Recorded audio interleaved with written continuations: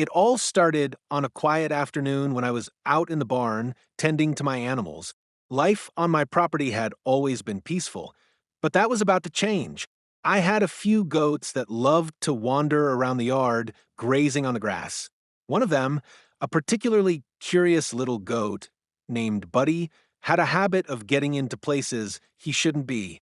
On this particular day, Buddy managed to wander just a little too far into the HOA controlled area, right up to the edge of the property line. That's when Karen, the HOA president, spotted him. Karen was notorious for her rules and regulations, always looking for ways to impose her authority on the neighborhood. So, when she saw Buddy wandering near her yard, she didn't hesitate to call the cops, accusing me of letting my goat trespass. The call was as ridiculous as it was frustrating, but Karen had never been one to back down from a confrontation. The next thing I knew, I was summoned to court with Karen, the police officers, and a crowd of onlookers present. As I stood in the courtroom, I could hardly contain my disbelief.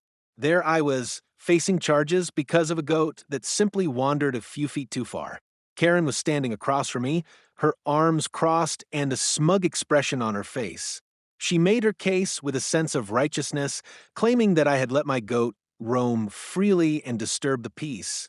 The officers backed her up, claiming they had been called to the scene and that Buddy had been causing a nuisance.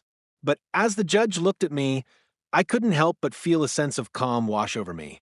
This was, after all, my property, my barn, and my goat. I stood tall, looking directly at the judge, and simply said, "Your Honor, that's my barn." I paused for a moment, letting the words sink in. Buddy is a part of my farm. He wasn't trespassing. He's just a curious goat, and I'll make sure he stays where he's supposed to be, but this is my land. Karen doesn't have the right to call the cops on my animals. The courtroom fell silent as the judge considered my words.